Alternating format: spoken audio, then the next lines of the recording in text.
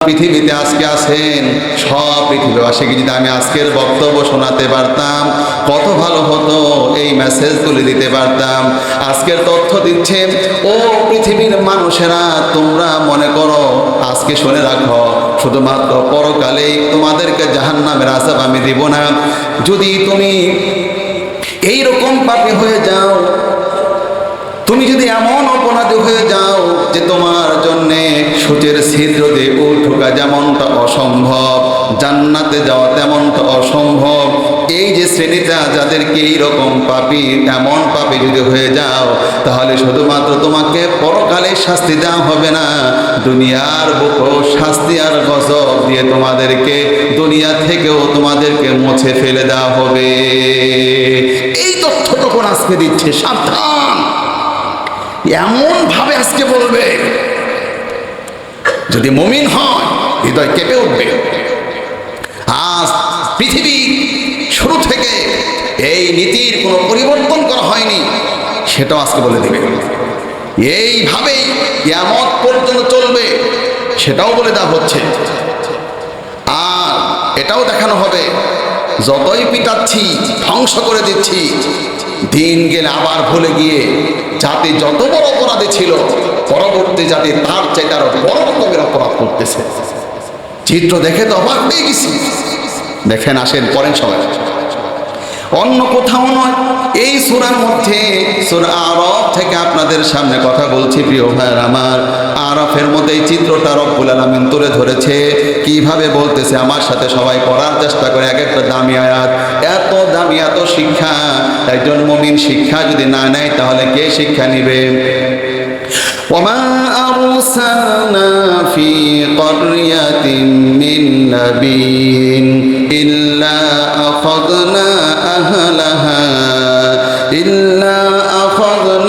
أهلها بالبأساء والضراء لعلهم يضرعون।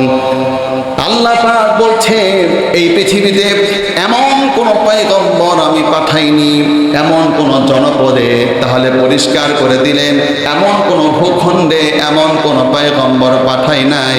ওই পয়গম্বর পাঠানোর পরে সেখানকার অধিবাসীদেরকে ক্ষুধা দিয়া, দারিদ্রতার দিয়া, রোগ ব্যাধি দ্বারা আমি তাদেরকে আঁকড়ে ধরি নাই।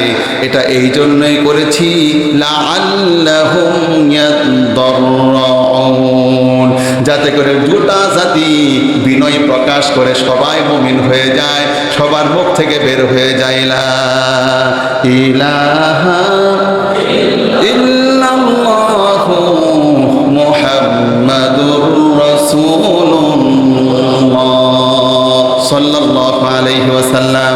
আয়াত নাম্বার সবাই মুখস্থ করেন, 94 নাম্বার আয়াত সূরা আরাফের। এমন কোন জাতি রব্বুল আলামিন পাঠায় নাই, আর পরিষ্কার করে এমন কোন নবীও পাঠায় নাই। পৃথিবীতে একজন নবী আপনি দেখাতে পারবেন না। এ আয়াত বলতেছে সব নবী পাঠালাম, আর যত জাতির কাছে পাঠালাম, নবী পাঠিয়েই আমি প্রথমে তাদেরকে বাসা দিয়েছি, দারিদ্রতা বাড়িয়ে দিয়েছি, আর তাদের রোগ ব্যাধি বাড়িয়ে দিয়েছি। এটার উদ্দেশ্য হলো সবাই যেন বিনয় হয়ে মুমিন হয়ে যায়। এরপরে জাতি করলো কি? ثم بدلنا مكان السيئة الحسنة حتى عفوا وقالوا قد مس آباءنا الضراء والسراء فأخذناهم بغتة وهم لا يشعرون। এরপরে রব্বুল আলামিন, আমি তো একটু দারিদ্রতা দিয়েছিলাম আর একটু রোগ ব্যাধি জাতির মধ্যে বাড়া দিয়েছিলাম। মূল কারণ হলো মানুষগুলোকে আল্লাহর দিকে আনা। কিন্তু যখন আমি এটা তো আমি অল্প সময়ের জন্য করেছি, এরপর পরে রব্বুল আলামিন আমি তাদের অকল্যাণের স্থানে কল্যাণ দিয়ে পরিবর্তন করে দিলাম, তাদেরকে অভাব অনটন দূর করে দিলাম। এখন সমাজের মধ্যে জিকির হচ্ছে, আজগার কি হচ্ছে, কিছু বান্দারা সেজদায় পড়ে যাচ্ছে, ওদেরকে দেখে দেখে গোটা জাতির মধ্যে রব্বুল আলামিন রহমতকে ছড়িয়ে দিলেন। আল্লাহ তাআলা ছড়িয়ে দিলেন। তার মানে এখন রহমত দেখে ব্যাপক পরিমাণ বাকি মানুষগুলো যেন ঈমান এনে ফেলে, আল্লাহ তাআলা এই কথাটাই বললেন, সুম্মা বাদদালনা মাকানাস সাইয়্যাতিল হাসানা। আমি এরপর 2 নাম্বার সঙ্গে সঙ্গে আমি 2 নাম্বার করণীয় যেটা করে থাকি, আমি অকল্যাণের স্থানে কল্যাণ দিয়ে পরিবর্তন করে দিলাম। এই কারণে করলাম, কিন্তু এবার মানুষগুলি যেটা করলো তাদের সমৃদ্ধি এনে দিলাম। হাত্তা ফাওয়াকানু কদ মাসসা আবাআনা ad-darra'u was-sarra'u ফাআখাযনাহুম। কিন্তু জাতির লোকেরা তখন বলতে লাগলো, এটা আমি করলাম, জাতির লোকরা বলতে লাগলো আমাদের উপরে এই রকম দুর্ভিক্ষ, অভাব, অনটন আর কিছু রোগ ব্যাধি এসেছে, এটা শুধুমাত্র আমাদের জন্য আসে না, আমাদের বাপ দাদাদের এমনটা এসেছে, সুখের দিন দুঃখের দিন আসছে, এই কথা বলেছে তারা, কিন্তু তারা ভালো পথে আসে নাই।